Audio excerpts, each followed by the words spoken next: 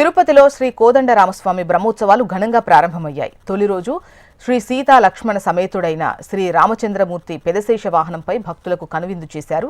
గజరాజులు ముందు కదులుతుండగా భక్తజన బృందాల చెక్కభజనలు, కోలాటాలు ప్రత్యేక ఆకర్షణగా నిలిచాయి. మంగళ వాయిద్యాల నడుమ వేద మంత్రోచ్చారణతో స్వామివారి వాహన సేవ ఆద్యంతం భక్తజన రంజకంగా సాగింది. ఆలయ మాడవీధుల్లో స్వామివారికి భక్తులు అడుగడుగున కర్పూర నీరాజనాలు సమర్పించారు.